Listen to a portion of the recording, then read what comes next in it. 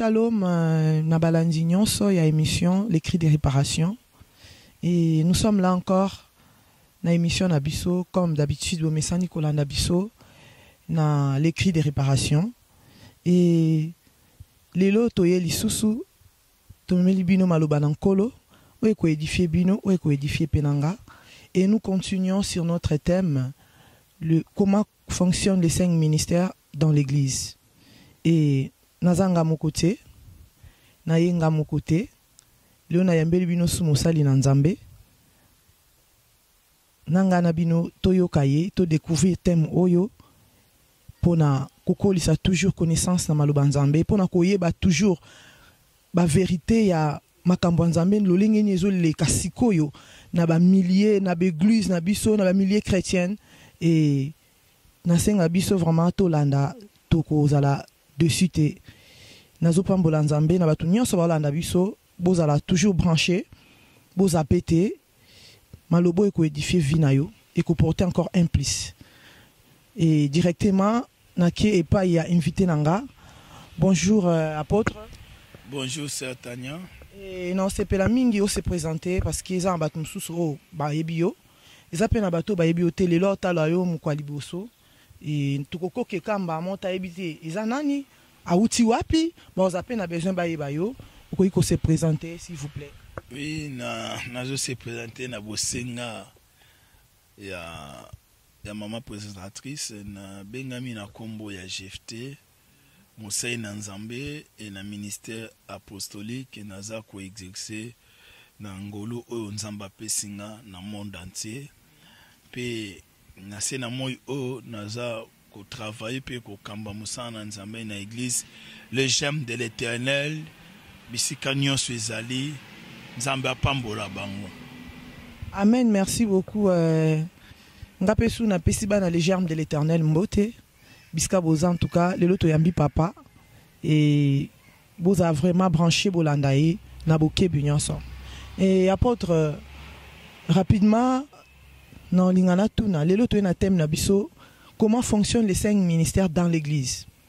Et yondo loza la bouche autorisée émission nanga, le lo expliquer bananzambe expliquer monde entier, bato bazolanda yo, baza na besoin vraiment bayoka ba découvrir ba secreto makambuni ezoleka na kati 5 ministères et okoki ko expliquer biso vraiment qu'est-ce que un ministère donc tout kenayo malembe tikino to kitanase qu'est-ce que un ministère to yoka kaka ministère ba msu na ebité so ezaka pe ba ministère à combat ministère ya délivrance ministère na ebité so na kati 5 ministères ba ministère wana nyonso tout ezana ebité batebele ba yokango lelo to découvrir 5 ministères ezanini est-ce que ba ministère batangela biso nyonso tout eza ba ministère to ebité musani na nzamba zana lelo pona ko expliquer biso papa qu'est-ce que un ministère. Oui, d'abord le ministère c'est un mot on peut dire francophone dans le français mot français tu peux trouver aussi dans les dictionnaires puisque dans ce monde aussi, il y a des ministres.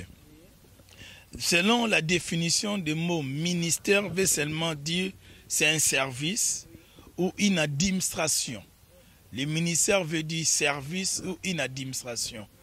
Oui, je ne sais pas par rapport à votre question, tu peux ajouter encore quoi, mais c'est ça la définition du mot. D'accord, merci beaucoup parce que ça batum soupe baleka kiawa ba définir qui peut ministère na ndenge na bango mutu na muta décortica qui na ndenge na oye ayebeli et tozoko ba vraiment papa okoki ko expliquer biso qu'est-ce qu'un ministre. Tout le monde a ministre ya ce qui a finance ministre ce qui a nini ministre et puis to sous côté ya makambo nzambe et to kuti sous ba ministre na ebité bango nyonso baza ba ministre oui mais un ministre c'est qui bato ba ebité bolanda vraiment na bokebi makambo mikemike to négligaka to eba te mais ça peu important. Merci beaucoup. Oui maman Tanya na ebité bat baleka ki puisque so ba ju dictionnaire na bango ba kendo lukamo ministre ba vraiment na définition mais selon le fonctionnement ça dépend par rapport que la Bible nous dit dans les livres de Éphésiens chapitre 4 c'est là où on va baser beaucoup plus que si on commence dans le verset 8. La Bible dit c'est pourquoi il est écrit étant monté en haut, il a amené des captifs. Et la Bible dit, il a fait des dons aux hommes. Parmi les 5 ministères, là on sort des dictionnaires, on sort du monde, le 5 ministères, c'est un don que Dieu donne aux hommes. C'est-à-dire, avant l'ancienne alliance, le ministre n'existait pas. Le Dieu travaillait avec des prophètes et des sacrificateurs et des rois. Mais on a vu le ministre dans la nouvelle alliance juste après la mort et la résurrection de Jésus-Christ. C'est là où la Bible vient de parler sur le 5 ministères. C'est là où je tentais de parler dans le livre Ephésiens 4, verset 8, que Nzambe apesi makabo katina bato. Makabo ngo ezanini, si tokiti na verset 11. Ephésiens chapitre 4, verset 11. Il a donné les uns comme les apôtres, les autres comme des prophètes, et les autres comme des évangélistes, et les autres comme des pasteurs et des docteurs. Et parmi ces alignements, on a vu 5 ministères. 5 ministères, c'est comme un 5 services établis dans l'église de Dieu. La Bible dit, si tu descends dans le verset 19, c'est pour un but. Le but c'était quoi? Pour la perfection. Pour la perfection, la Bible dit, pour la perfection des saints, en vue de l'œuvre du ministère et de l'édification du corps de Christ. Les 5 ministères est là pour apporter la perfection dans le corps de Christ et pour apporter l'édification. Nous avons 5 ministères, il n'y a pas 6 ministères dans ce qui concerne le don que Dieu a donné aux hommes. Pas les dons individuels, les dons de l'esprit. Tu peux avoir les dons de délivrance, mais ce n'est pas ça le ministère. Peut-être la manière où tu es en train de travailler, tu peux faire un service de délivrance, mais tu ne peux pas rentrer dans ce qu'on est en train de parler, dans les 5 dons. Merci beaucoup, apôtre. Parce que les lots, nous sommes comment le bac. Surtout, l'église a mis nos basé. Nous avons un ministère à délivrance. Nous avons un ministère, il y a combat. Nous avons un ministère, ministère à sorcellerie, ministère à ce qui a un ministère ou bien zanine. Là, ça, ça, c'est les manières des gens qui créent l'air des autres. Notre église, c'est le ministère de la délivrance, ministère de combat. Non. Dieu a benga bino kate pour un service ya combat. Et pourtant là, Jésus déjà abondant à quoi? En vivant l'accomplissement des temps. Mais Nzambe azolobana Ephésiens 4, 12, c'est pour l'édification. Tu ne peux pas édifier seulement dans mon combat ni dans la délivrance. Il y a beaucoup de choses. Puisqu'on a défini ministère, c'est comme une administration. Dans l'administration, il y a beaucoup de tiroirs, il y a beaucoup de dossiers. Si tu veux voir, l'administration, c'est là où les choses sont assises. C'est dit, là, c'est des dons. Là, c'est des grâces. Mais vision ne peut pas. La vision déjà Dieu a donné à l'église, va préparer le peuple pour le matin. Là, ils ont grâce à Pessio. Délivrance, ministère à combat, ça peut être une vision là en puisque la Bible dit, il y a un moment combat ici la paix. C'était ça, la ligne a expliqué. Mais là, ils ont un ministère dans les 5 ministères, mais on peut appeler ça ministère par rapport à service, à la délivrance, par rapport à service. Il y a vos prêcher, il y a évangélisation. On peut dire que c'est un service d'évangélisation. Non. Tu peux, c'est un don que nous avons appelé si, ce n'est pas dans les 5 ministères. Merci beaucoup, apôtre. Et bateau bino boye bate, ministère à boy, ministère à boy, ministère à boy. Ils ont ministère, ministère, ils ont 5.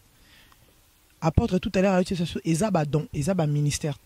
Donc arrêtons, il y a le ministère. Non, on va pas don. Apôtre. Comme un service, voilà. Comme une administration. Donc, ce n'est pas vraiment des choses spirituelles. Moi, Dieu m'a donné les ministères. Oui, parce que le ministère, il y a délivrance, ministère, il y a combat. Merci beaucoup, vraiment, apôtre. Et Nangana Tuna, Tobengyo apôtre. Oui. Ou comme apôtre Ndengenini. Apôtre. Le lot comme Oyoka. Msusupe. Le lot est évangéliste. Le lot comme apôtre. Na été soit ils grade bu matara. Le lot qui évangéliste. Le lot comme pasteur. Le lot kuno matia apôtre. Le lot kuno comme bishop. Le lot kuno comme archi. Na habité. Ou comme apôtre Ndengenini ba nzambe ba Orlando église Zolando monde entier Zolanda yo. Tokoko yamba apôtre oui. Mais à comment Ndengenini. Le lot baba no benga yo apôtre.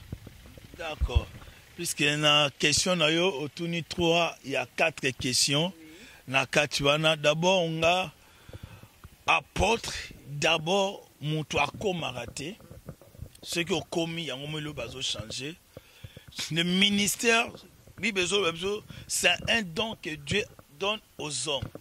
Quand on dit que un ministère apostolique comme moi, mais par rapport, il y a travail aux autres ça là, que Nzambe va fungola, miso baza pembe na yo, ba mikolo, bana, mikrike, ils vont reconnaître, ka ministère kat na mutu. Ba pesa ka mutu te, ba komara te. Oko koma ba ko peso mais tant tozo yoka yo, tozo mona yo, mais tozo mona misala na ngoti. Ministère apostolique et koganga par rapport il y a beaucoup de temps au travail. Quand on a bandé Moussa na Nzambe, biso to uti na église na début on était dans les protestants. Dans les protestants, ba reconnaître un ministère ni apôtre ni évangélique, aucun porte parce qu'il y a un ministère moko pastoral, il y a les diacres, puis anciens, il y a l'ingomba. C'est là où biso to uti ko bota mana katiwana et l'église pentecôtiste de ma campagne, l'église pentecôtiste de ma campagne, là, il reconnaît que le ministère pastoral, si tu es zélé, bah, on reconnaît toi comme un évangéliste. Comme nous, si je me souviens encore, 20 ans passés, les gens nous appelaient des évangélistes. Ils ont pris tous les jeunes, on était nombre de 12. Bah, bon, nous sommes comme évangélistes, peut-être qu'on était à Sangobalam.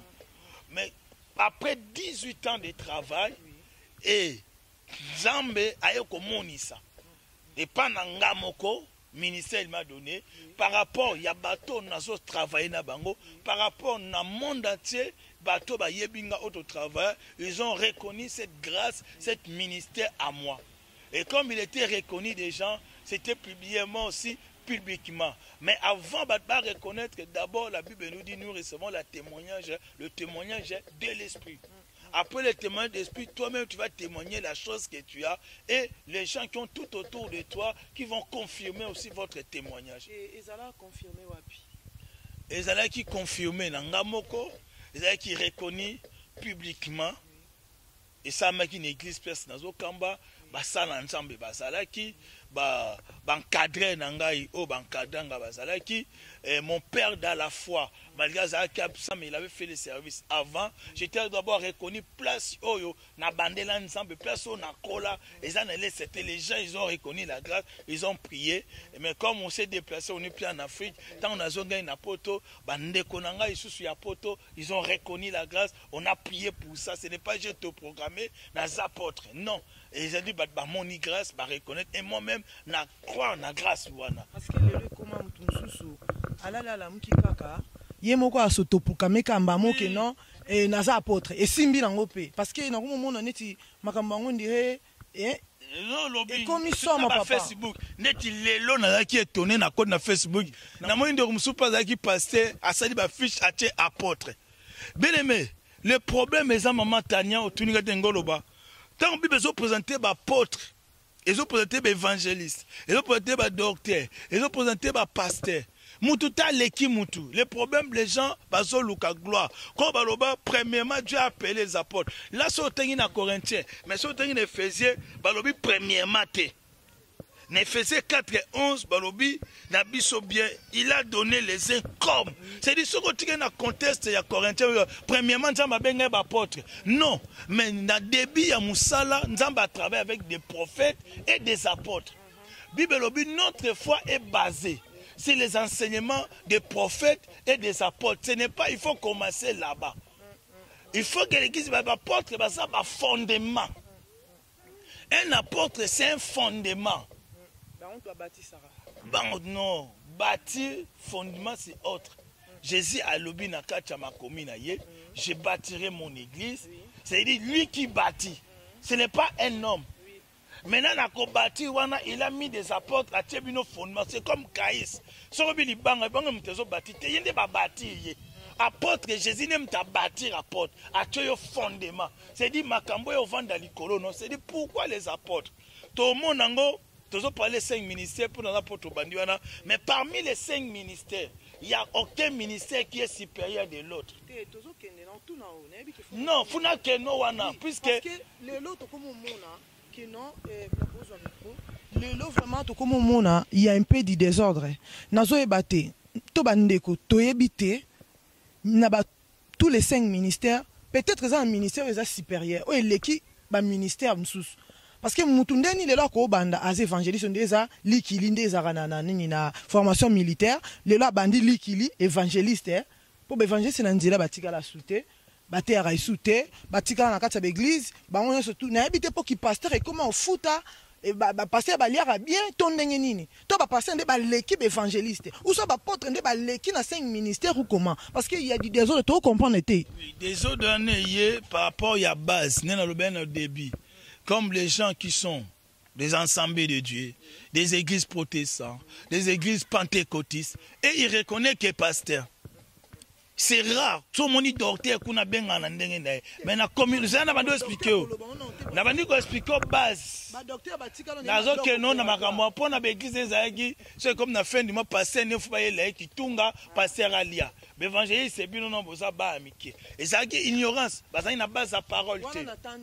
Et jusqu'à présent, il y a d'autres qui continuent à vivre dans cette ignorance. Il y a un moment, il faut banana l'évangéliste, c'est pas comme un pasteur. C'est n'importe quoi. Parce que Moussouba kimite, Moussouba comme ça qui est évangéliste. Mais tant à coller dans Moussala, ayo qu'on reconnaît que ezaki lo nangate. Balati ça que chapeau nangate. Balati ça que logo nangate. Net na kozana notre réalisateur frère Ziko. Faut me motiver non, okozo gagner ba âme évangéliste. Nana yebisio évangéliste azaka muto fa ko gagner ba dame. Il faut bimara ate ba pa yela ba te pas pasteur. Non. Un évangéliste, c'est un ministre comme un pasteur. La tâche évangéliste, c'est ça. Oui, tout n'est bien. Là, avant de connaissement, on va parler de la tâche la prochaine émission. Et là, dans l'église, Dieu a établi les 5 ministères. Bible dans Marc 16, allez faire toutes les nations mes disciples. Ni pasteur, ni les 5 ministères. Moi, je suis nyonso. A bengami pa kende libanda a gagné ba âme, pas comme ce on va disciple, il y a Nzambe. Si vous gagné un évangéliste. Oui, par rapport à mot. Puisque évangélisation, c'est bonne nouvelle. Mais il ne faut pas, bien aimer, au sala, nuance entre l'évangélisation et l'évangéliste. Puisqu'il y a l'évangélisation, il y a l'évangile. Moutazo porter bonne nouvelle à la 4 évangiles. Il y a un évangile selon Jean, Luc, Matthieu, Marc. Ils étaient des évangélistes. Ils étaient des évangiles. Il y a un bandor loba, nazo expliquer. Et le réseau ça la biso mabé. Parmi les 5 ministères, il n'y a pas un ministère le plus élevé. Aucun ministre à cause en a 2 ou 3 ministères. Parce que ça Azana ignorance. Dieu peut t'utiliser, jouer, tout le monde a défenseur, Mati Tchebi. Tout le monde a gardien paye à Tchebi. Et le but à Tchebi a commis 9. Mais comme Azo joue dans le terrain, il peut jouer tous les rôles. Tout le monde a pu gardien dans le rouge, deuxième gardien dans Boukanagi, jouer à team à Koti na Sima, Azu na poto à protéger poto. Et le but est de commis gardien. C'est par rapport à la circonstance où Dieu peut utiliser. Nzamba utiliser Anne. Cheval à loba et le but est de doter de tirage avancé. Dieu va utiliser le lomo au sakoli to ok loko. To bani na ba tâche, il y a ba ministère pour tout ça les missions bien. Un apôtre, c'est qui un apôtre? D'abord, en général, tout ministre de Dieu, c'est un envoyé. C'est un messager, selon définition biblique. Ministre, c'est un service. Il y a un appel, un appelé de Dieu d'abord, appel est égal à vocation. Comme a été sans en elo qu'on a outa bomoano na prédestiné à Nzambe. Mais les autres on a pu battre nous souper abotama ni zèle à évangile ni mais le quoi tam soit allé qui apporte ne tu osana l'église aux allé qui no bo women na ba no banam ça bo travail na ye moi ka alléluia papa be abetama saint mais ma batu na moi loyembo lobby évangéliste lobby peut mon a consacré berger tout le monde ngo pe msu ba comme ça basi na bango pe a comme si pena moi sina ko moi na après c'est pas kamba c'est là maintenant on voit des désordres dans les églises. D'abord foyeba musala ya mutu un apôtre musala na une église eza nini. Avant Jésus-Christ mon apôtre existait. C'est-à-dire, c'était quelque chose qui était réservé seulement aux prophètes. Mais quand Jésus-Christ a travaillé dans la scène, même dans la scène, ils ont déjà travaillé, qu'apôtres existaient. Ils étaient des disciples. Mais ils sont devenus des apôtres après la mort de Jésus-Christ. Parce que baptiste a un message qu'il a porté. Cet apport, cet renvoi-là, sinon on dit un apôtre, c'est un envoyé. Un apôtre, c'est un messager. Maintenant, il faut y base. Un apôtre, c'est un mouton qui a bâti l'église partout. Et moi, on a dit, on bâtira combien? Non. Moi, on a dit, on a bâti. Si tout le monde a bandé qu'on a rallye, Maroc, non, à quoi bâti, un apôtre, c'est lui qui porte la fondement. Un apôtre, c'est comme un architecte. C'est comme un architecte. Non, mais tout le monde y est moutouana à bâtir l'église avec le ministère apostolique. Mais comment bâtir l'église? C'est l'ignorance. Moi, Nanzambe nyonso na molimo san na ye akokende quelque part à côté l'autre côté à bandi. Cette église à Corinthiens, apôtre ni akende au banda. Église à Corinthiens. Place aux ali, oko sang sabat mi balé mi sat na ngolu nzamba pio au témalba. Oui, yango lenga longola nuance. Évangéliste, il peut bâtir aussi l'église. Pasteur, il peut bâtir aussi l'église. Même un enfant de Dieu, il a un ministère. Mais il faut un ministre, puisque il y a une capacité de faire soi des gens. C'est là que tu as apôtre comme des fondations. C'est-à-dire, il y a une ligne de conduite. La loi. Apôtre, c'est quelqu'un qui défend la doctrine de Christ. Un apôtre, son makambezo simbate, ya ifsano, oh bon ça là, et ça kana Bible té. Le loso toza na ba problème, le gipo toza na ba apôtre belé, mais ba bi tâche na bangote. Un apôtre zo ka sa muto. Un apôtre pas na été, azala ki lelo apôtre, lelo azaki pasteur, lo ba mi bengi na apôtre, azala ki lelo berger, lo ba mi bengi apôtre. Et muto bon na kati église yebisa na apôtre. A défendre doctrine ya Christ ndenge nini. Et kasi, bato ba landa biso vraiment rester branché, boza zapété parce que makambo boza trop sérieux, faut toyer bango po trop des aventures dans l'église. Surtout comment comprendre Makambabou. L'église est belle et kangama. Bon, et puis là, ah, te, oh, penza yangote. Oh, to yoka kina, oh, to mona te. Et puis, ma commise pouvait bisongo. Te, c'est le contraire. Et to ça là que Makambanzambe évolué. To ça que l'église a échangé. L'église de l'eau, apôtre, mais c'est un pasteur, mais ami comme ça, apôtre. Ce qu'on y a bisanga, à quoi défendre la doctrine de Christ, ndengeni. Apôtre, c'est comme Tolobi, un géomètre. Un géomètre, c'est sa ligne de conduite. C'est-à-dire, notre évangile est basé sur les enseignements des apôtres. C'est-à-dire, ils ont donné ce qu'ils avaient reçu de Christ. C'est-à-dire, nous devons pas sur le lobe église. Le Lazaki, nani, nana, bali, wana, a commis par pasteur. Pour moi, c'est un pasteur. Le lobe bali a commis par pasteur. Si on l'a dit bien, c'est le mon apôtre Paul. Timothée ne permet pas de femmes. Puisqu'il veillait sur la doctrine. Il veille sur cet enseignement et veille sur ton enseignement aussi. Puisqu'il sera jugé par rapport à ça. Un apôtre, c'est celui qui met le fondement. C'est comme un géomètre qui vient mettre de base les lignes de conduite dans l'enseignement. C'est-à-dire, quand il y a beaucoup des apôtres, pourquoi ça un apôtre a limité qu'en église. C'est là où on va voyager, se déplacer. Par rapport, il y a besoin par rapport à l'État. Et on peut dire que l'ignorance, un apôtre, c'est bâti. Et là, on a un peu exemple. Dans la ville, par exemple, en famille nombreuse, il y a 5, 6, 20 personnes, et bandit pour voir comment Yeshua, Zalia, il y a délivrance, c'est accéléré au nom de Dieu. Ok, est-ce qu'on peut pas cousin nous à Londres? Ok, est-ce qu'on peut pas cousin à Yopé? Église soit bandit. On a 3 églises, mais une église, quel message? Ce qu'on a évité, le ministère, ils ont transmis, ils ont automatique. N'est-ce qu'à apôtre que non, le quoi yo bâtir awa, aux en allés qui n'ont et comment appelle les qui nous soit à quartier, to colana et puis à sérieux. Lobby responsable église. To boité, si on t'en bâtit ngolu na famille, tout le monde a Jacques, tout le monde a Jean, ba frère à Jésus. Mais Bible lobby c'est un don. D'abord il faut recevoir cet don là. D'abord dans lobby un apôtre d'une manière générale, tout ça attache vite fait, c'est un géomètre, c'est celui qui donne le ligne de conduite, c'est celui qui donne la lumière et celui qui défend. C'est le mon apôtre Paul qui va quel côté même bazo ça va tout que ndebo sala wana ezaka boete. C'est dit et ça bateau bazo ça nzela futolanda. Mais les autres au monde ba porte ba défendre te na habité bazaka ba porte to baza bana. Ayebi tâche na yete.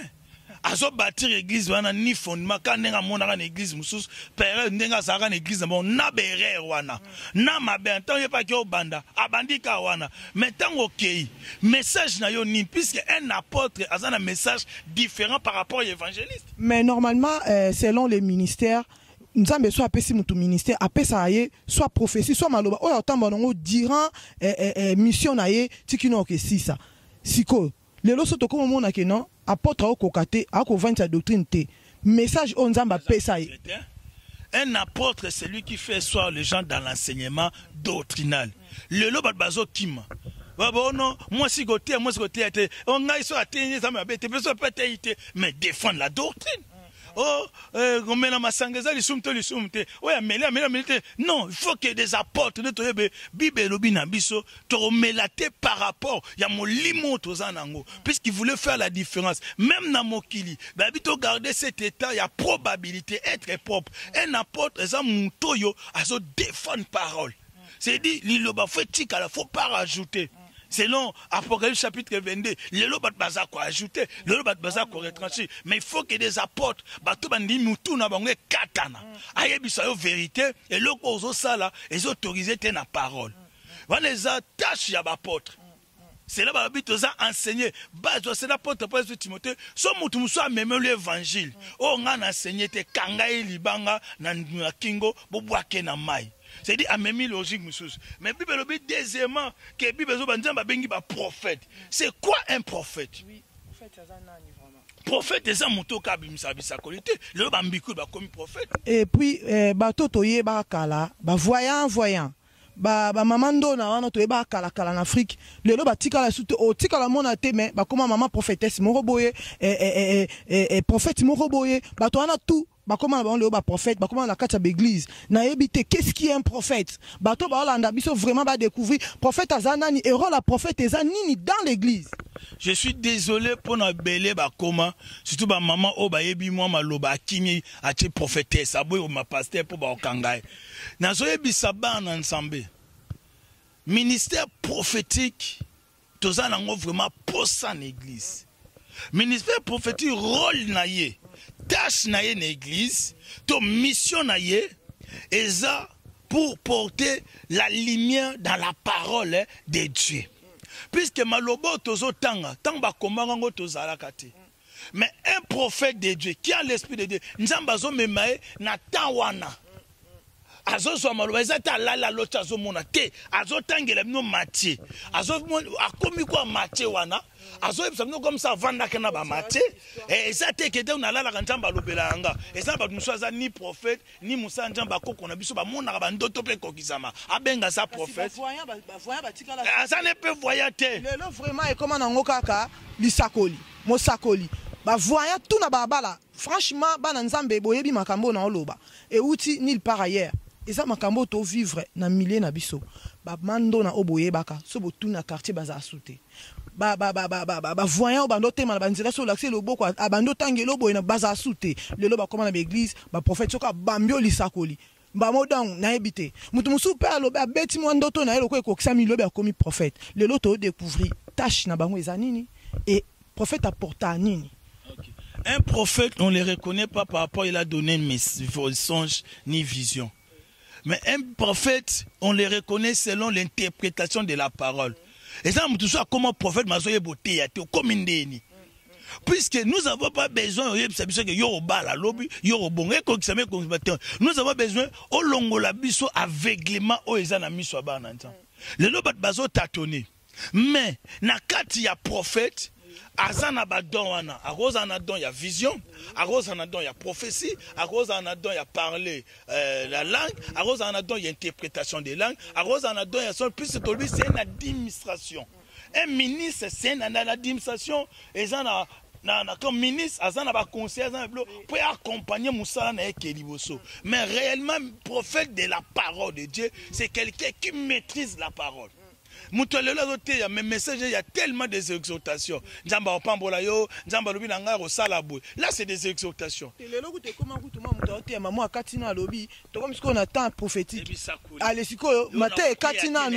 Voilà, allez, professeur bandi maté à coûter zone sima na habité au lobanini. Venez ça désordre. D'abord professeur Moussou maman la moni olati sous-vêtement ya rouge na mis soit battu impoli. Oh précision. Quelle précision. Problème na yezali fait montrer déjà comment il peut garder la parole. Ban ensemble lo bazan na confusion. La livre promet, oui, la création attend avec une ardente désir la révélation de fils de Dieu. C'est-à-dire un prophète de Dieu, bien aimé, selon votre tâche, vous êtes dans ce message-là, dans ce domaine prophétique, c'est la lumière de la parole. Un prophète dans l'église, l'église n'est pas dans la tâtonnement. C'est-à-dire quand quelqu'un même a zoté, prophète a zoté mon makambo loba. C'est-à-dire prophète a zoté bisabino makambo quoi ça qui n'attend, a zoté même makambo n'attend passé, a zoté même on attend présent, après ça on valait, va comprendre la facilité. C'est-à-dire un prophète de Dieu. Azanadon, il y a exactitude, il y a parole. Il ne peut pas tâtonner, puisque lui, il est là, comme Linette. Les prophètes, les prophètes, Azan Linette. Nous sommes mis sur coup, sur la Linette, à quoi on a bien été. C'est-à-dire, un prophète, tant qu'il y a une église, Songolo, ton pakala, il faut bérer, tant qu'il il faut se repentir. Et ça, tu as bimisi bisakoni, à quoi c'est que c'est bino, à l'obi to comprendre. Là, on a terraté 5 minutes. Maintenant, l'imia ni nos pessibiso. Comment peut on appelle prophète pas bêti lisakoli pe simbite ke pe mupanzi au monde ba nous bazo douter o ba prophète na génération na biso baza raté ba bazo luka prophète bien aimé et ça na David ba benga ye prophète parmi les prophètes. Mais David, qu'est-ce qu'il avait parlé comme prophétie? Non, on a dit David a même lumière y a parole. Langage naie ezo et debiso. Il a dit l'Éternel est mon berger, je ne manquerai de rien. C'est dit azo fungo la batu, c'est que Dieu est. Il t'a que je vais gérer, il est le pouvoyeur. C'est-à-dire, azo ramener Makambo Abraham Aloba qui azo peut sango sens. David a babengi est prophète, mais c'est un roi. Mais pourquoi à la fin, bah, il reconnaît comme un prophète? Puisque Makambo ya bande koloba, lelo ezo peut sabatu, lumière ya parole. Lelo ezo peut sabatu. L'homme c'est l'homme au cœur. C'est-à-dire, un prophète, ce n'est pas Moutoga Msaraba prophétie. Un prophète, bah, zo reconnaître la lumière ya parole. Comment ça interpréter parole? Puisque un prophète ou prophète, servant de Dieu ou à une grâce, ça n'a pas de don. Et ça, ça n'a pas de don et vision. Mais ça n'a pas ministère prophétique. C'est là tant qu'il y a été, à kokate, à reconnaître que prophète, non, après si il s'accole, mais prophète, il y a ministère, à reconnaître que l'interprétation, il y a parole. Comment il interprète propre? Tant azo leka, est-ce que bazo comprendre, azo longo la ignorance, mais un prophète, s'il n'arrive pas à donner les exactitudes de la parole, c'est dire vous n'êtes pas arrivé dans le ministère où c'est dire il est là pour nous donner ce que nous devons faire. Baza pour ça, l'obut au sani. Et ça te bon de la makasi pour la libanoté. Azo savez que tant auto commis, faites attention. Bientôt la trompette peut tomber. Bientôt, il y a quelque chose qui va se passer. Mais par rapport à la lumière de la parole. Mais surtout, dans la Bible, dans l'Ancien Testament, tout le monde a un prophète, un prophète, un prophète, un kanga, un likolo. Mais le prophète, un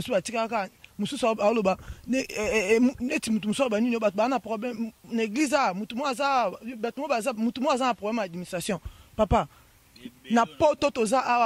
combien de personnes ont un problème d'administration de l'église? C'est ça, avant d'y don, avant d'y na culture générale, maman mis ça, tu vas prendre ma 50. On mettait que vous tâtonnez. Tant qu'on tâtonne rien. C'est là les gens croient ministère, c'est un titre. Et on a souvent de remous, ministère est un titre. Titre ça ba révérend bolingaka, les archibishops, c'est là ils ont un titre. Les diacres ils ont un titre, mais un ministre c'est un charge. Un ministère, c'est un charge. C'est-à-dire, un prophète, un ambassadeur de Dieu. Quand les gens te voient, ils voient Dieu. C'est dit Dieu va sakana na été. C'est dit en toi tu vas comporter comme Dieu. Mais aujourd'hui comment, puisqu'il sort des visions, des songes, il est prophète. Non, mais il ne sait pas prêcher. Milliers de pasteurs, prophètes, apôtres, beaucoup de bêtises. L'on a 10 000 prophéties. Qui peut bloquer l'œuvre du Saint-Esprit? Il y a des apôtres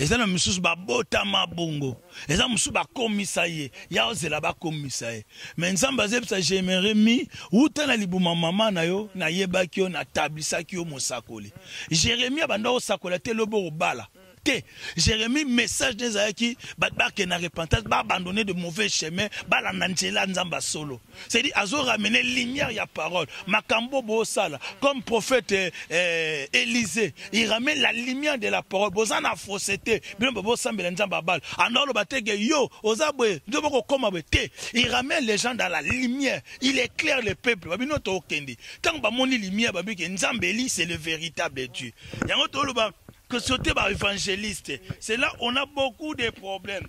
Petit frère, pasteur. Unande penzande et sika ba problème meza makasi. Be évangéliste, qu'est-ce qu'un évangéliste? Évangéliste ça nani?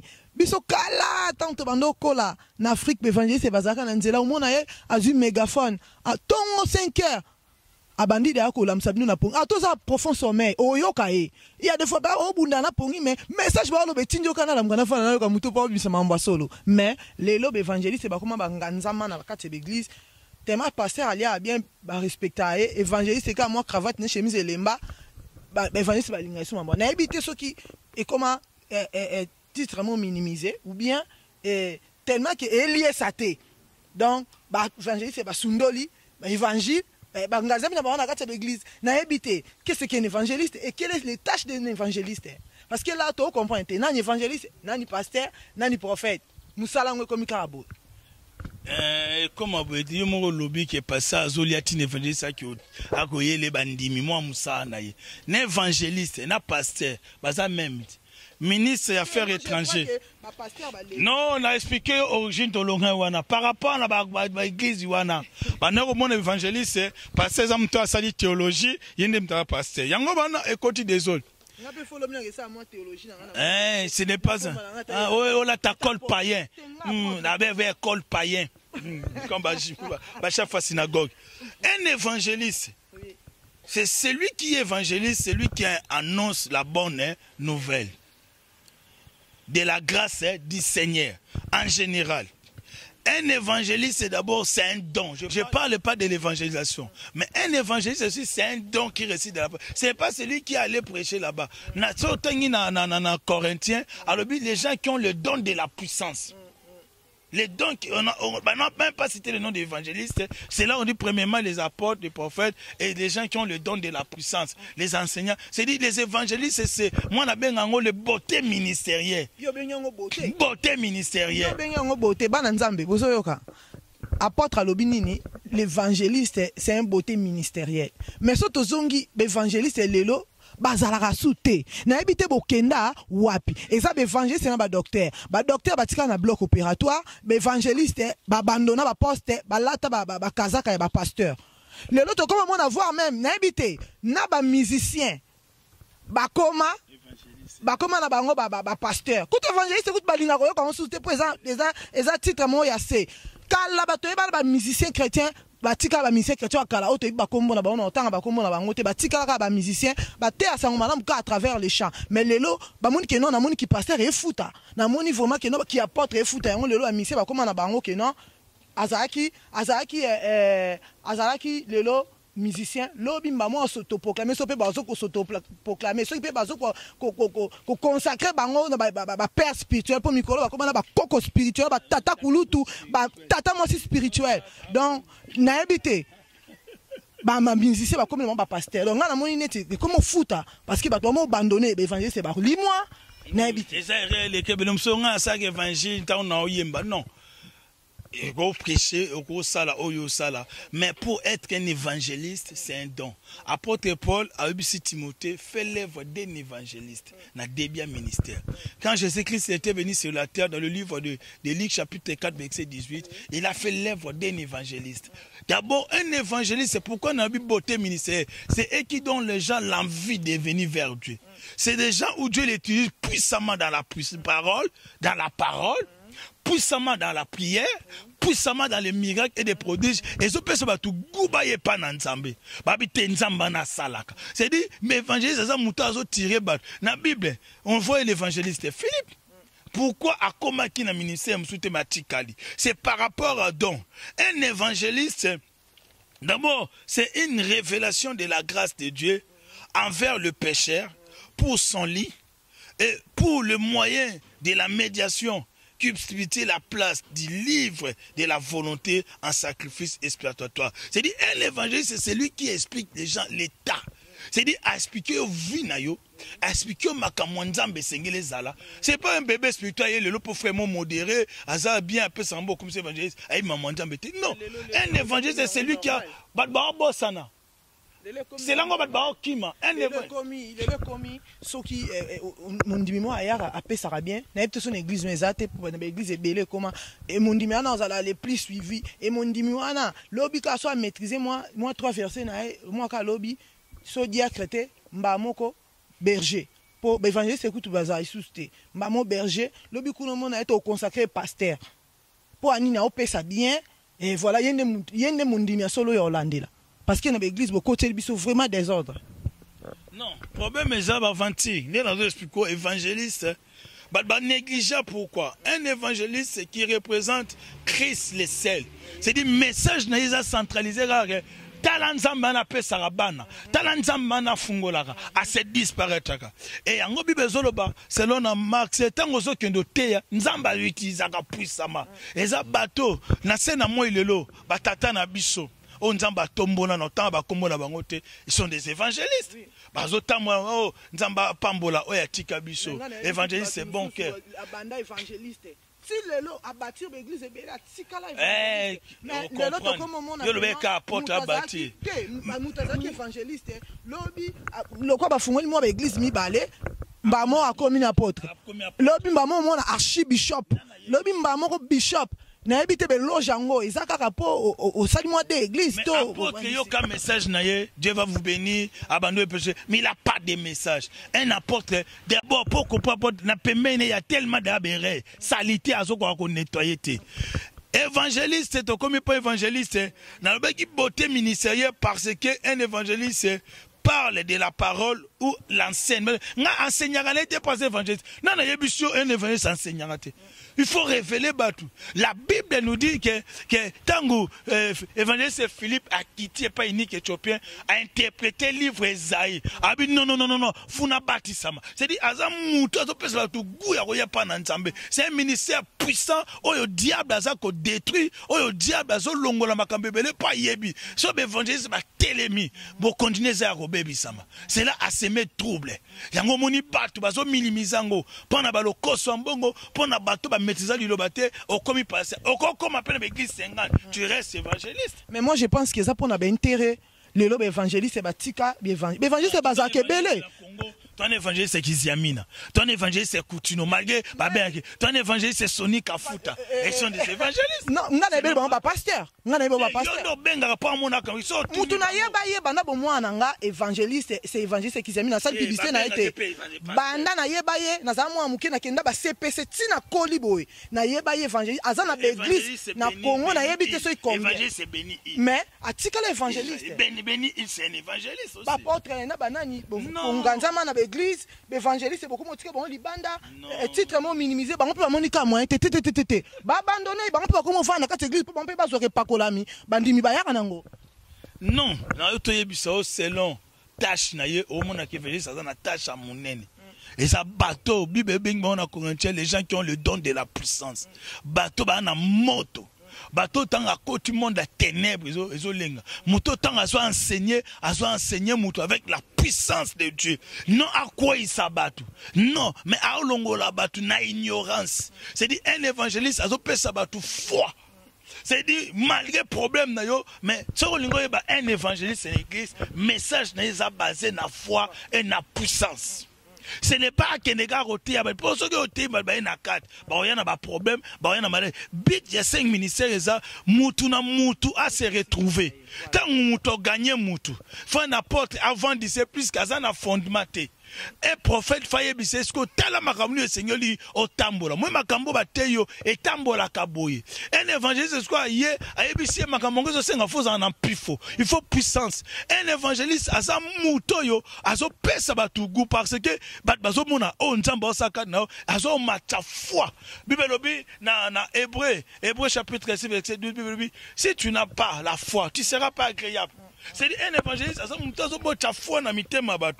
minimiser vers grâce. Un évangéliste, c'est celui qui a les dons de la guérison, celui qui a les dons des miracles et des prodiges. Bien aimé, mon temps a exhorté yo. Au moins, mon temps le lako, mais alpangsima a mis assurance. Et ça, mon temps a don ya foi. Yo zo minimiser. Quand ma bazo kokangote, yango bazo kima. Mais sous ça kokokate, ba senti que ba ministère neti taka valeur ba pasteur ba nango. Évangile, qu'un évangile bon depuis na monesima. Ya ninga pasteur pour mikolo bokoma ba système ba bureau. Siko mikolo bokoma ba système ba bureau alors que na kala Yesu a travaillé na bureau te. Yesu azaka na balaba na nzela. Synagogue Yesu a traversé na makolo. Avandisa batu na se. Yemoko vanda na sa cause évangile. Mais lelo bokomi sango na esthétique, bokomi sango moderniser, bokomi vanda kana kacha ba bureau na bino. Makamno c'est comme okuta bino wana. Bino boluka isu bampatete boza compte à rendre na nzambe apôtre na ebite bato ba olanda so yebisa bango nini na banino na yo apôtre bima na biro na yo bando te ya bato bima na biro na yo bando landa ba brebi libanda parce que Yesu yemoko le pasteur le apôtre par excellence atika la vanda na biro te Yesu atamona na balabala yemoko etanke die a moderniser ka makambo te mais bino lelo bo moderniser yango ovanda na biro. Il faut pas Orlando na bureau et puis partout a joué chance et simbité mais Yesu ne ba ka note na foule abanga foule te ke ba koko sale pe mabe sécurité za la raté le no passe pas côté bokoma ba ta sécurité ke ba koto ko simba ete neni mutako so miracle so simbi atane lamba et tikala o sala matin miracle to mona tango Yesu le no bokoma okosa biso miracle ane ça m'a soutenu parce que balanda Yesu na sentir muta simbinga mais lelo pasteur azo kota sécurité ozo miracle ndeni na ebité okosa bana nzambe ni. Oui, par rapport à bureau eza nango mabete eza esika oyo pour ya ko protéger aussi certaines choses et esika intimité peut-être dans ma solo mais on a le na débit eza la ministre eza nani azana le tomo obligé à aller tozana vision na biswango nous avons une seule vision que Jésus a donnée à l'église aller dans tout le monde aller prêcher la bonne nouvelle. Il y a un problème, sur le commission au titre, au moment où gloire. Mais pour ta Bible, un ministre, c'est sa gloire. Tu as un mouton zolumba solo ba pate. Aza mouton vanda. Ba copier ya mokili. Ba copier ya mokili. Pour ta ba ministre moki baza ba paye. Bise de copier bango te. Bise de photo la sa bango modèle. Bise de copier fou sécurité.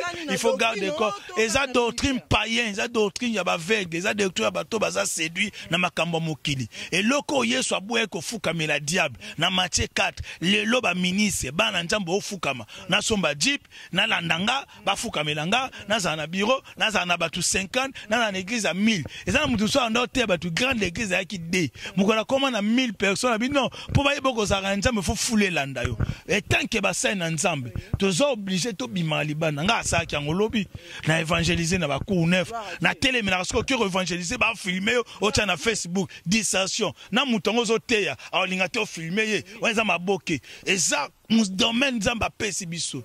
Un apôtre, un ministre, c'est un envoyé, c'est un messager. Il ne peut pas rester, oh, tu as un bureau, il faut aller chercher des gens dans l'extérieur et dans le bureau, c'est quoi, comment perçoit bango, dans coucou pour nos problèmes, dans bango bimate. D'abord, nous sommes obligés d'aller chercher des âmes. C'est là, apôtre Paul, la Bengama, apôtre des païens, puisqu'il y a un qui est vert. Nous sommes obligés d'aller vers. Comment beaucoup invité? Il y a une église nanga. Et on a expliqué qu'il y a le lot de moto. Et ça dit que Banzimi, comme on a moto, le lot église est plein. Lobby église est comme appelé pourquoi? Parce que mon dit mais parce qu'il y a comme on apôtre na biso. Azan enseignement comme il y en a pas apôtre on dit azarani passer à comme apôtre enseignement zate mon dit mais lembi azong sukota utaki. Oh comme kim église. Kim église c'est parce que oza oyo zate o la takazaka oyo yo ozalité. Apôtre. D'accord, merci. Ma sœur, je te dis quelque chose. Oui. Si nous avons des problèmes, c'est à cause d'inviter des gens. Moudouzo yebe na bon mona moté mate. Oté ya été, mozo invité ya. Quand on y na yepe a communauté mon abino, a comment sente basser, a comment potre mi bal boko molela. Mais Bible lobi na biso. Na Actes des Apôtres chapitre 2. À partir du verset 42, le Seigneur ajoutant dans l'église ceux qui étaient sauvés. En réalité, l'église, les hôpitaux, les amis, non. Ils ont un ensemble de saints mis à part. De porter la lumière de la parole, de faire sortir dans les désordres et de les ramener à l'église. Mais pourquoi l'église est à l'hôpital, les malades union sont basés kuna na ebite yo soko lobani pa bato parce que eloko yo eza tout moi comme lengango nzamba pambolo vraiment ser leti nzambe amono bisikoza question oyo ser leti atuna ngango lobi comme église babengo hôpital esika bata maladi bazali ba mal okuto maladi bazé belé na ebite yo soko lobi église eza nini. Na verset nini o ba benga église hôpital existant na Bible té. Jésus lobi tika batu ya maladi nde balukaka munganga. Que malade yana lobi wana, c'est quel genre de maladie? Mouta malade il cherche le médecin, pourquoi?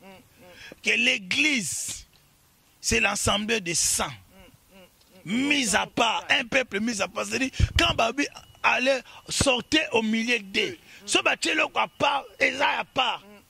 Bino maman zana bi eloko eza à part. C'est sacré. C'est-à-dire Bible lobi na biso te que église eza hôpital. Bible lobi na biso nkolo na Actes des Apôtres il ajouta à l'église ceux qui étaient sauvés. Pas ceux qui étaient venus malades.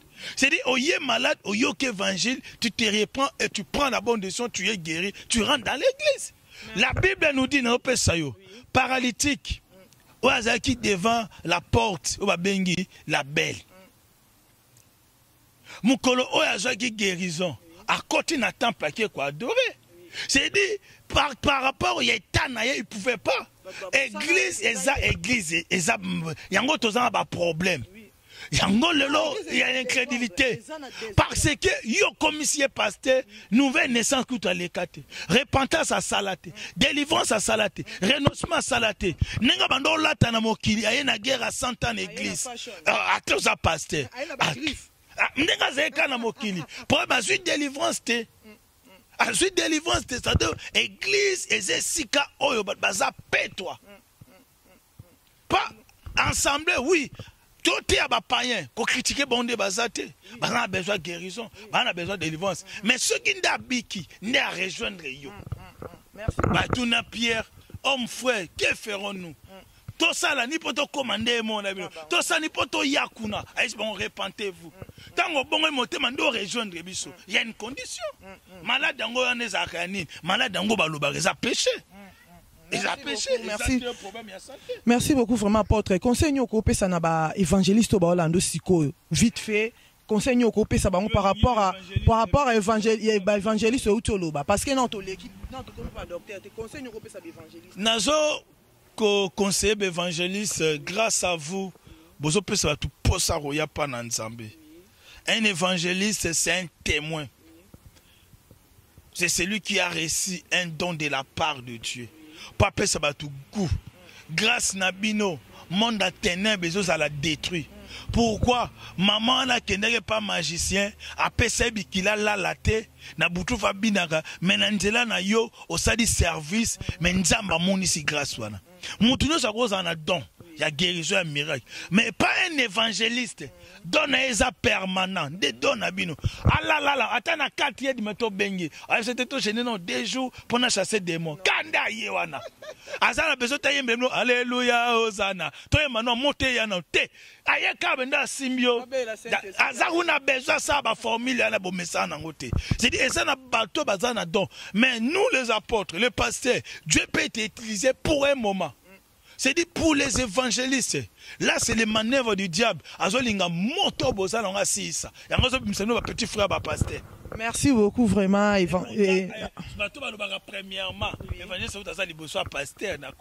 Ah, bango, lelo, évangéliste, en tout cas, apporte ça le appel. Dans l'émission, oh, vraiment, frère Ziko, Nzamba Pambolo, et les frères Francis, na coaching, Nzamba vraiment à Pambola, bino, na initiative, oh, yo, na ba conseil, au besoin apporter, vraiment, na moussa, oh, évangéliste, zongela moussa, na yo, évangéliste, zongela musala papa ici koza dépeuple monde au kuna au koti sabango na ngambu oyo abiso comme ça lobi gloire zonge patata et apôtre tokie na osiko qu'est-ce que un docteur kuna sika nazo ebate ba docteur en tout cas biska bolanda biso tout monde a to ka ba docteur na habité na 5 ministères sur ba docteur existe tout à l'heure le ba sali mais moi j'en doute parce que na habité pour yoka église na biso ana to église wana leader azaku na za docteur non bazaka ba pasteur bazaka ba apôtre évangéliste na ba docteur ba lungwa ou bazaka ba prophète na habité ba docteur batika na bloc opératoire na hôpital ou bien ndenge nini parce que na habité ba yoka na te sous-entendu docteur esikoza ministère na bino ebunga bosanga na te belé bozong sango na nzela bozong sango siko na ampleur parce que les docteurs batika en hôpital na opération na habité docteur azanani docteur a rapporta nini na musala nzambe malobe pa na papa un docteur na ezana la version na Paul na Corinthiens a dit docteur ne faisait pas les gens les uns comme des enseignants c'est ça les docteurs. Un docteur, c'est celui qui enseigne publiquement la parole de Dieu. Un docteur veut dire seulement maître ou professeur. C'est là qu'on dit prof.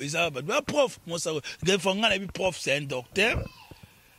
Selon maintenant la parole de Dieu, le but des docteurs, c'est pour confirmer la parole de Dieu et la doctrine de Christ. C'est-à-dire, les apôtres peuvent prêcher. Atiki fondement, prophète a pessi lumière, évangéliste a la place wana a pessi batou foi, qui a espérance, pasteur a avec beaucoup d'exhortation pour faire asseoir ces gens-là. Mais maintenant un docteur va venir pour confirmer. C'est là la Bible dit des chrétiens de Béret, bandeurs reçoivent un rotanga pour confirmer, ce bandeur qui enseigne pour que ça qui vrai. C'est dit, docteur, bato, validaka. C'est comme des notaires. C'est au sein de l'eau, il y a un signati, un so. C'est dit, et l'eau, quoi, est valable, et ça bien. Un docteur, il y a confirmer les enseignements et les prédications.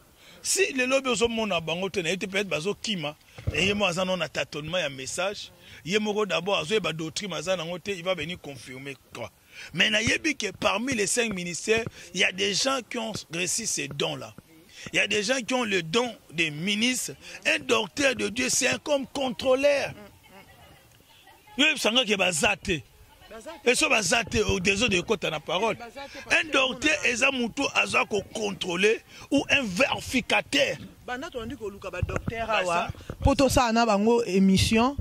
En tout cas, docteur est to luki ba docteur bazate mais so to bi ka pasteur 80 so to bi prophète 120 so to bi évangéliste balali bazate so to zongi kota ba docteur sous-entendu en tout cas mututu oyebi docteur monte azate docteur esiko zato ana posa na yo ba docteur ebele na yebi mais ebele ku même na monde na poto na pa bible zolo bana biso 1 Timothée chapitre 1 verset 7 c'est ça peut-être problème.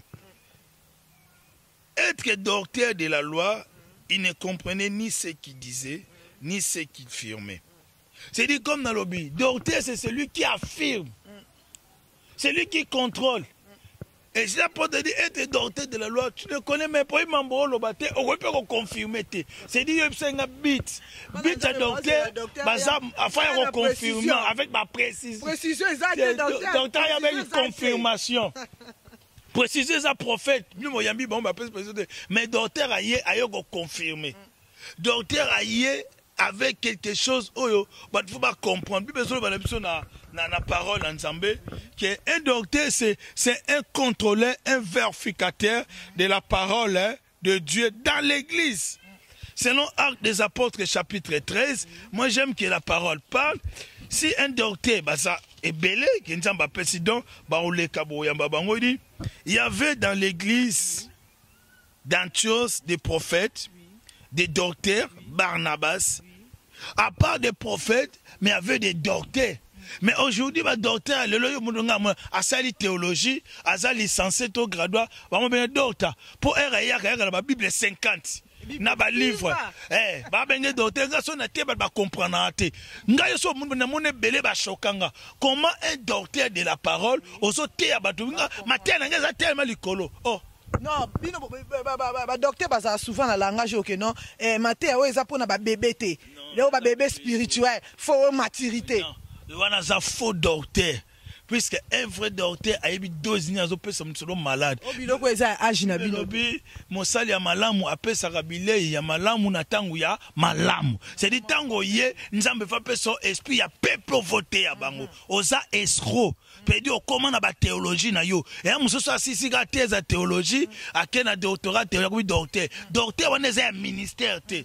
Puisque na vie na yo d'abord ko yo contrôler puisque il y a tellement des erreurs dans tout na. O ko vérifier puisque yo moko osana na makambo faut vérifier. C'est dit Bible lobby, na église Antioche ba docteur bazaki. Yo ko lo bateke ba docteur bazate. Pourquoi zo longo na ministère? Ba docteur bazate pourquoi? Parce que ba docteur ba monde na raté. To luki ba pasteur. Ba pasteur ba kobima ata 90, 90. Toke mona ba prophète ata 110. Et to ba évangéliste 2. Toke pas ba docteur 0. Na habité 5 ministères ngo etikala kaka ba pasteur na moneti ba liaka bien na ba prophète. Donc prophète soit beti o lisakoli, o résister te. D'accord, pour faire conclusion le problème et ça na ministère là étant que docteur mais le problème azoye baté babamba est pasteur, il était consacré par son pasteur, pourtant ton pasteur n'a pas le droit de te consacrer. La personne qui consacre c'est Dieu. Mais ton pasteur ou les frères et sœurs, ils vont reconnaître. Ils vont voir la manière. Et ça, so beauté maloba faut contrôler. Makamunde beauté ango. L'obito c'est même ça besoin tomber dans ministère. Ah mais dans ministère il y a doctorat. C'est-à-dire c'est lui qui contrôle et qui vérifie. Mais aujourd'hui, il y en a beaucoup. Peut-être va découvrir nos ministères monter mais basu casquette il apporte basu casquette et pourtant un apôtre c'est comme un juge à comment yebiyamba à comment le loge le caté un apôtre quand quelque chose est décalé orienté ma bêtise c'était un docteur de la parole espoir bango peut-être aux akala bango comprendre c'est celui où ils veulent même pas voir quand il y a des erreurs quand il y a quelque chose il vient pour éclairer. Tant que docteur a TI, tu as interprété, attends bébé Azaki a moukié. Il faut le bamène. Puisque Azana méthode ne sont pas ramenés moutou. Yo si ko zo koko ramené au commandé ni. C'est dit moutou a contrôler, quand moutou a vérifier, moutou a maîtriser.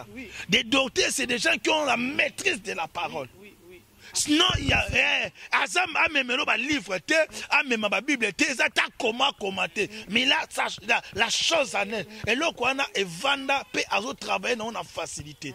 Maman Tana, il y a des docteurs. Peut-être à Kimi ministère, à pasteur, Moutounios à Kamba. Mais il y a des gens qui sont le ministère des pasteurs par fonction. Il y a d'autres pasteurs par ministère. Un pasteur à Zobeta Mutumbata. Un pasteur à Kriasi déjà. Et pour le monde a pasteur à Siliki. Pasteur à Siliki pendant que l'église il boit tombo qui na e. Non pasteur d'abord na douceur. Pasteur pendant tombo qui abiso sakani bima na yo. Parmi bateau bazana na don ya douceur ya maîtrise de soi c'est un pasteur. Non na bi ba pasteur bazaka na grand cœur. Déjà pasteur. Moi pasteur mo tema mo munene vous comprendre été. Pasteur azo quoi papa brebia ko ça la bêtise mo mais ala soka bolingo. ateyo on se repentir na mambo sala ki au moins pas que non na mabe mais le pasteur pena et pasteur a sili qui l'église a kani pe makofi hein na habité oui poto silisa nazo pesa orientation pour yeba un apôtre pour yeba les apôtres les amuto azo défendre doctrine na mateya na ye ater habité ya théâtre mateya les alliés toujours nous ramener ba comprendre pas respecter parole. Un prophète, c'est celui qui ramène la lumière, l'éclaircissement. Puisque yazo mona, yazo yoka, manle o, babi belobina biso Daniel. Tant waye ko interpréter, babi azaki na maye la bonzambe. C'est dit Daniel a interprété n'exactitude. Azalaki te tant roi lalaki. Azalaki te tant roi monagison, mais tant qu'un prophète, nzamba pesa bango cette capacité là. Il y a qu'à interpréter des choses dans les attitudes. Aujourd'hui, nous avons la prophétie par excellence. Toi, tu ne vas pas prophétiser Mamba Balabala, les Amambatinate. Tu vas les prophétiser Makambo Zanatan, puisque nous sommes dans les temps de la fin. C'est-à-dire, Moutubazoye est prophète, pour Bimisara prophétie, pour Bimisara Bandotote, mais manière au Fungolaka parole. Bazoye Bamoutou pasteur, par rapport à la manière d'abord un pasteur, un prêtre. Comment il prend la comme Nangana Souka. Nangana Nangana éclairci. Un pasteur, c'est un pasteur. C'est celui qui a un cœur. Celui qui devient comme des brebis. C'est des pasteurs au corps confondés. Des fois, comme l'église, taki chamounene, batikeli pasteur. Tant ba oya ba comme maman, mwana pasteur. Mais pasteur ba confondre kaina ba brebis. Puisqu'à ça tout le temps, ba bien avait un moment où Jésus, Jean Zola lele na tolo. Tant ba yo kangae, ba so lukaru ba yeba qui est Jésus. Parce que azaki l'esprit d'un pasteur. Donc pasteur a soin ba brebis. Oh, ceux qui ont pasteur. Dans le bango za mususu za pasteur za na brebis te, aza na église te, ate akanili pas. Mais pasteur nous oh, pasteur international missionnaire. C'est une personne qui prend soin des brebis. Voilà, mais les autres, comme au cas, mon brebis, ne va pas soin à pasteur. Les autres, brebis, ne va pas soin à pasteur. Pasteur, va pas brebis, ne va pas soin à bango. Alors que, monsieur Ezak, non, pasteur, va soin à brebis. Les autres, comment, mon dimanche, là, pasteur, papa, qui est là, il faut que ça déjà enveloppe. Moutonga, ça malade, ça n'est pas bien, mais il faut que ça déjà enveloppe. Donc, Mundi, mais comment on soin il y a pasteur, le pasteur a soin à brebis. Na habité. Et comme il s'en compte ou quoi expliquer dans bateau ba na biso. Parce que milieu ba pasteur il y a na habité milieu na binongo, ce qui binongo entre vous, bon lobela ka vraiment makambo ezo le kakati na bino. C'est là na ono yebisa yo, bit il y a émission de Bosole nanga, ils pour apporter la lumière. Oui, c'est ça. Automatiquement on va comprendre que ce n'est pas un pasteur. Pourquoi tu es en train de poser beaucoup de questions? Un pasteur, ce n'est pas celui qui attend des gens de lui ramener des choses vers lui, mais c'est lui qui allait vers. C'est là où Jésus a dit, Ezad Munganga, Samba malade, Moussani Osali. La Bible dit un berger, c'est celui qui garde le mouton ou les chèvres. Quand on t'a dans Genèse chapitre 31, verset 40, ils ont montré biso ba berger. Un berger, c'est lui qui garde ou l'enclos, selon Jean chapitre 10, verset 11. C'est-à-dire, moi je suis le bon berger. C'est-à-dire, il se présente comme des bons bergers. Le bon berger, il va laisser 99 brebis pour aller sauver. Il ne voit pas les dangers. Berger. Oui. Mais le berger, c'est oh berger, pasteur.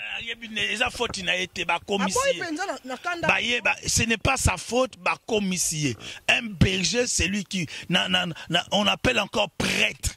C'est là comme les autres religions disent, un prêtre c'est un pasteur. Un prêtre, c'est lui qui prend soin de brebis. Un berger avec un pasteur, avec un prêtre, il n'y a pas la différence. C'est-à-dire, le prêtre, bit nabango, ton message, message à pasteur et ça ning. Message à pasteur et ça pour faire asseoir les gens. Message à pasteur, c'est pour faire le suivi. De ceux qui m'apportent, fondaki, de ceux qui les évangélistes, salaki, tout ce qui est ministère et les pasteurs, ils ont en train de prendre soin. Mais lelo ba pasteur ba ça suivi bandimité mondimi soko kende na yo et ba comment landela beaucoup plus santé à bandimi eza ba frère moka en église ba sala moni na bango pasteur kutuna pasteur ya vanda zela nyos donc pasteur comment l'église va passer baza quoi ba chef suprême ce qui fait que lelo rose appelé pasteur lo ba commis archibishop parce que niveau zo mata tellement likolo et pembe na ye bandimi bazate ba musu bazwa tâche bandimi pasteur aza sous na tâche bandimité or bible ça que non pasteur aza mutu azora soin ya bampate na ye baba ki bible so David so pate na ya bunga ta moko ake bunda na kosi pona pate na ye et pour récupérer pata panzi kosi mais lelo ba pasteur brebis so kende ke na yo ba brebis lelo ba comme maigre santa malungi ezate parce que ba pasteur bazwa sous soin na bango malunga te na ebite conseil nyoko pesa ba pasteur o ba landa biso sikoyo par rapport à maloba o. Na ministère pastoral, selon Hébreux chapitre 13, verset 20, la Bible nous dit quoi? C'est Jésus-Christ qui est le grand pasteur. Jésus-Christ qui est le grand pasteur. C'est de nous, obligé de voir exemple à Jésus-Christ. Et Dieu a tant aimé le monde, il l'a donné. C'est dit, un pasteur, c'est déjà un don. Parmi tous les ministères, nos ministres, c'est un don. Un pasteur, c'est celui qui n'a vu n'a priorité zaba âme. Et ça bien sûr lukawe ba fo bi boroye babango na ba fui na bango. Boroye babango na bisai na bango. Dès que ozo mona boy, ozo continue benga pasteur par rapport ya quoi? Un pasteur eza muto yo priorité neza ba âme.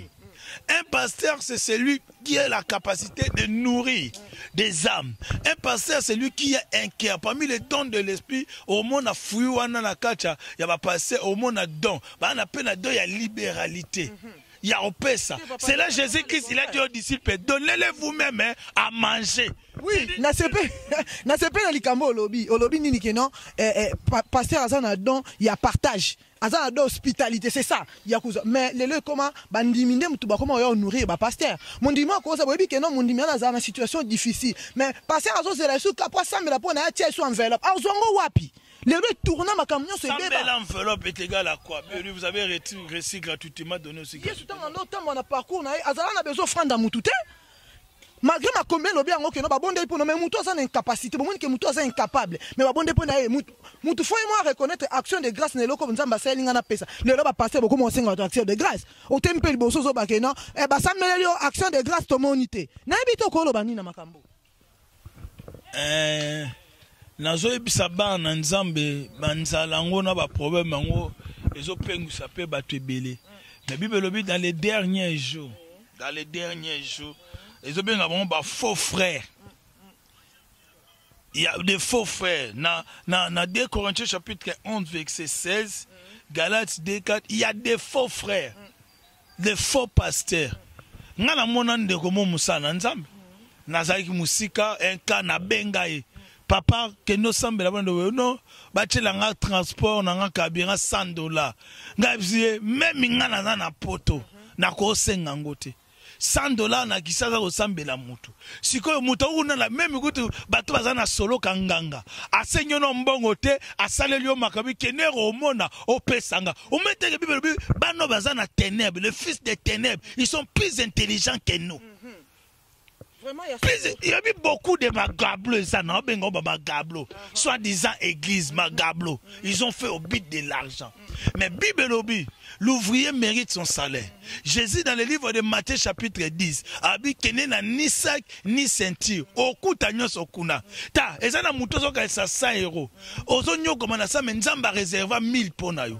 C'est dit rapport ya mbongo na prière so monika ga mutu aosela libumu na porte pour la bi évangile de la vente ba osela libumu na bango ko se kete na yote yebake pour prendre makolo changer de direction. Merci vraiment apôtre ya solo vraiment son na tunyo eloko parce que c'est trop basala nzambe bozong sabatu na nzela basala nzambe bozong nzela na bino to lingi éclaircissement na makambo pourquoi mbilinga koti tellement trop. Mon sang dans mususu ayo té en église ba invité au thé mais à salina appel des fonds a comment landela a sisi maté à quelle église mais a comment landela bato ba ça qui na invité mbongo to ko pesa ezaka pon to se pelisa bino to e ko sengo lo kwa nyongo ezaka pon avantage na bino to ndenge nini Hein, papa? Cette question nous est bien. Dans un sabbat en Nzambé. Église nous ce que nous semble là, ça rappelle des fonds, bazan na fausseté et ça li gablo. Nulle part na Genèse, na Apocalypse, ba recommanda badbasa la paix des fonds. L'église tout ça appelle des âmes, badbaya koyamba Yesu babi kisama. Mais si nous avons des problèmes financiers, la Bible nous dit même apôtre Paul, il fait des collectes des saints. C'est dit okoyote ya te posenga mon ebi mutumo yesora yote ya benda ambongo bien. Tanga ye combat pourcentage. Est-ce que bosele linzambe?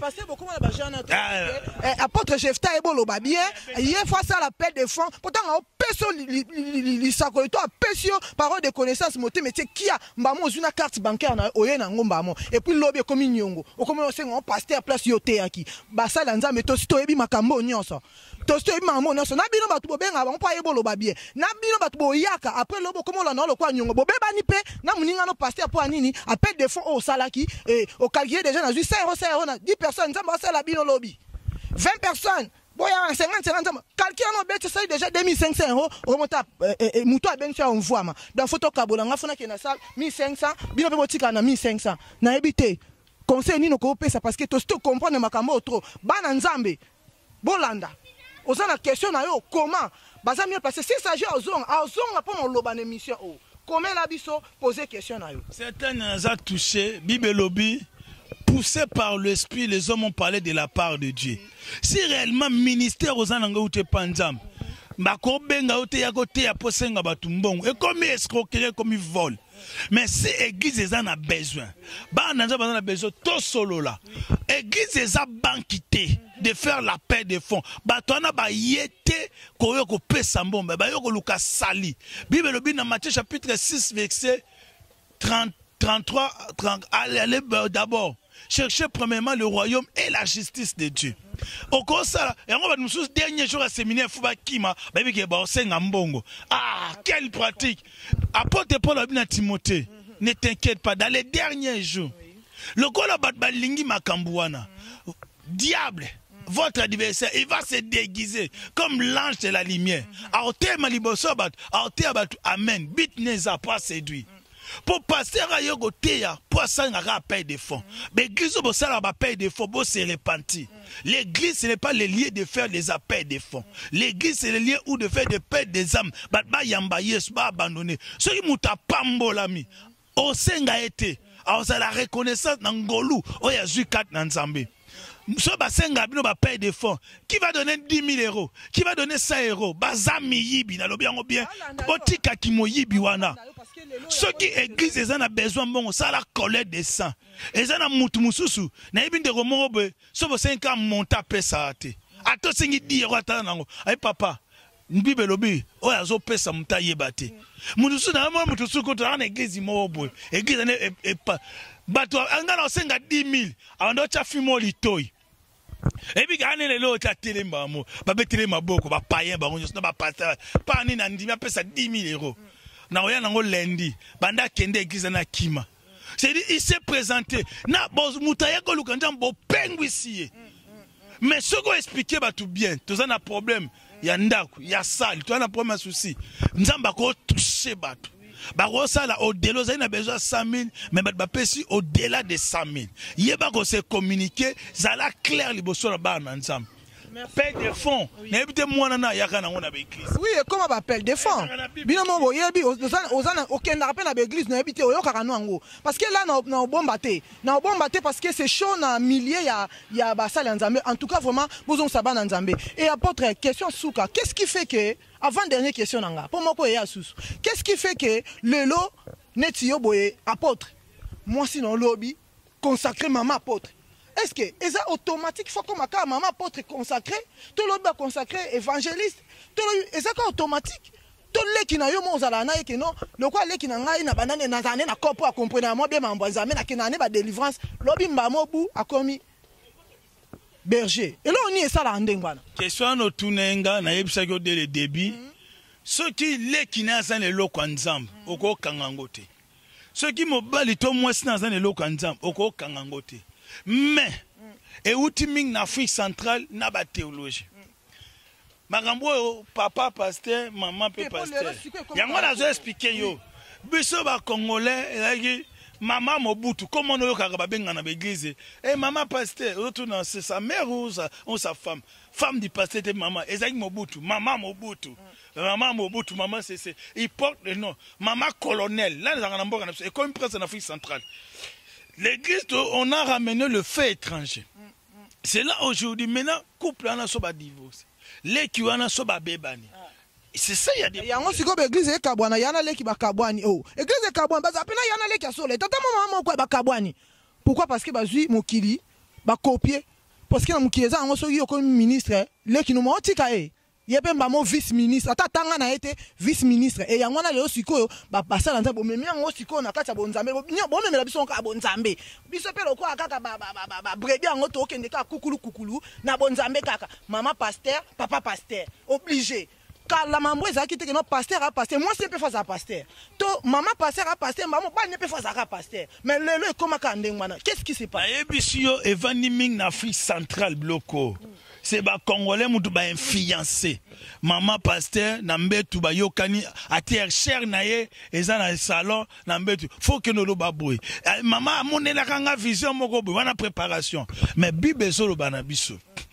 Bibezo ba ne ramenez pas le fait étranger. Ceux qui obalaka Jean-Marie wanate. Ceux qui obalaka Fidéline wanate, c'est un pasteur.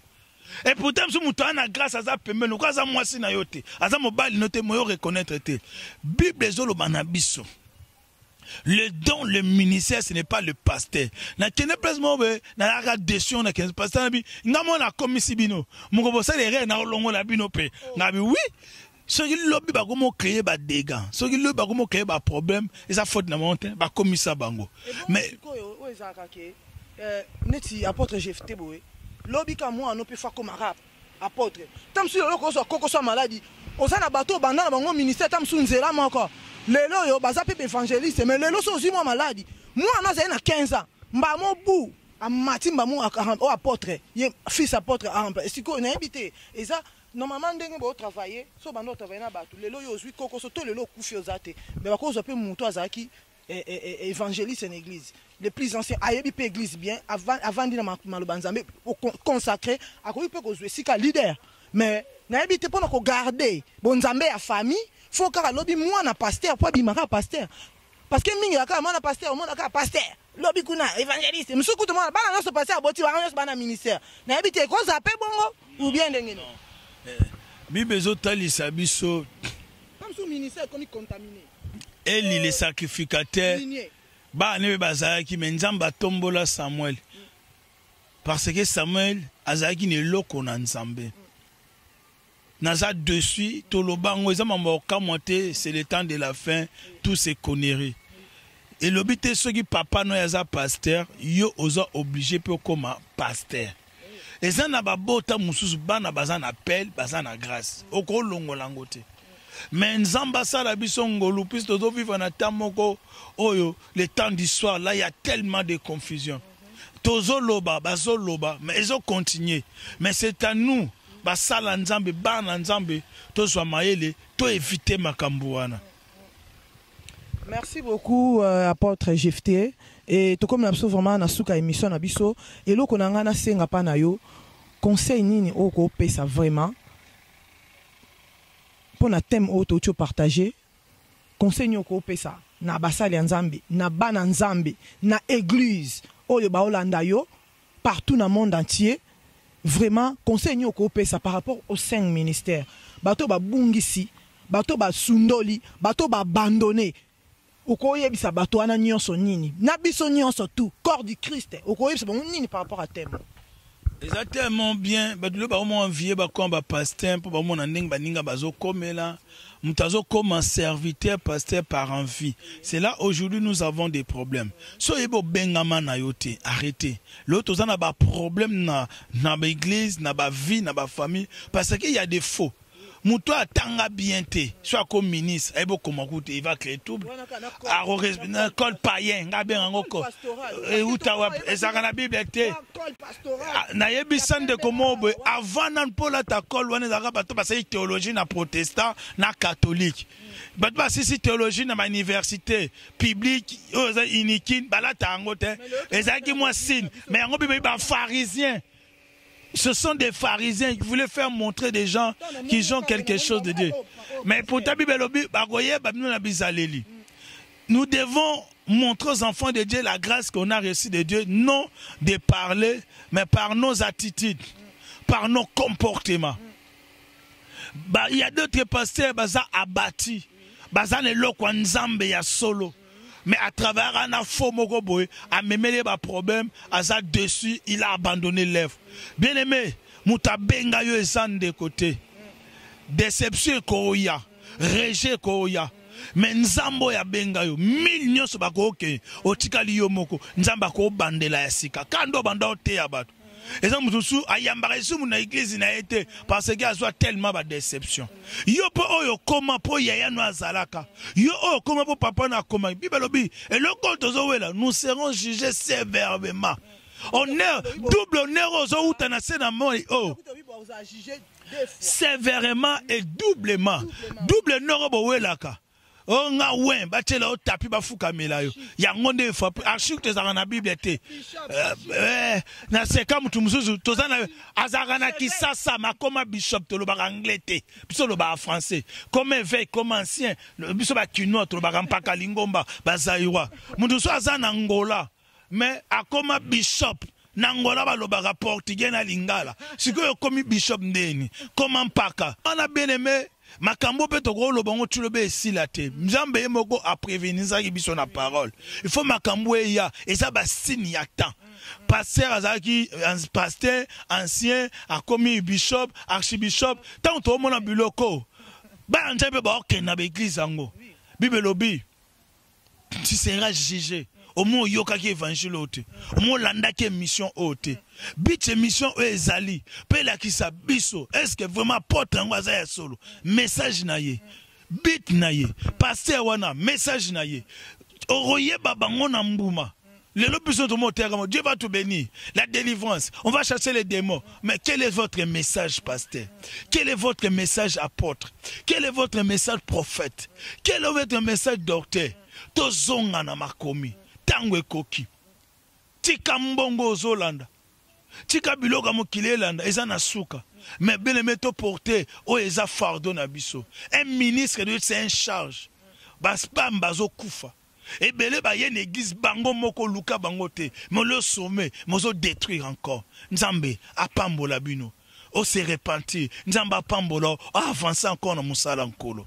Merci beaucoup, apôtre Nzamba Amona yo vraiment na parole au memeli biso na éclaircissement au memeli biso bana Nzambe totika okosama bana Nzambe mona lumière bana Nzambe ba uti ko expliquer biso chacun na rôle na ye lobi okokamsanga soki au mona ka makambo au croiser ka maboko au comprendre ka te wane komi makamsus mais à travers cette émission na yebi que vous comprendre makambo belé vous comprendre la pasteur dans pasteur dans l'église oh prophète dans l'église oh bishop soki nani soki apôtre dans l'église so monika makambo c'est référé maman va le ben soki non apôtre ça ka bout pasteur ça ka bout so ka ça la ngote comprendre za nani tam susu alati kazaka o eza yete et voilà à comment ça ba dégâts.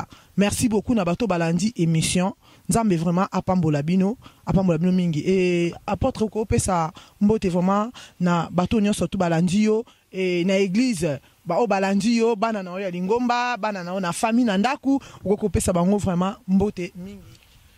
Na pesi mbote na frère Ziko na pesi mbote na église Merab na pesi mbote na bana nzambe nyonso bolandanga na pesi mbote na église corps de Christ nyonso nzamba pambolo lubi bolandi émission oyo ceux muto aza pasteur te ka pour l'église no plus ça don on nzamba pesi batu ma pesi église te a pesi batu nyonso so muto aza apôtre nde mama lobaki ozana pasteur ozolingo koma lobi papa ko koma te.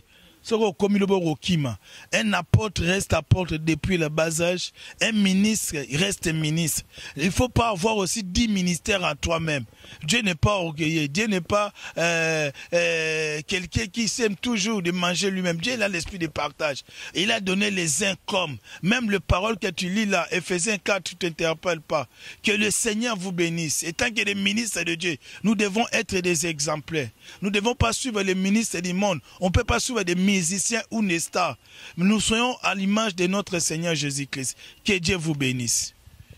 Merci beaucoup. beaucoup vraiment apôtre et bana nzambe na pesi bino nyonso mbote bana église Mireb vraiment nzambe apambola bino na pesi mbote na sœur Leti et chanteuse na église Mireb et na pesi mbote na frère Francis Mayala na pesi mbote na sœur Afi Luzolo iskolandi biso vraiment nzambe apambola yo et ma sœur Sema Maya si nzambe amona yo bo continuer toujours ko soutenir émission na bino émission o eza pona komema clarité na makambo oyo na pesi mama Claudia Kanasao mbote mingi bisika zali vraiment nzambe apambola bino et Tokutani na prochaine émission. Merci beaucoup. Que Dieu vous bénisse.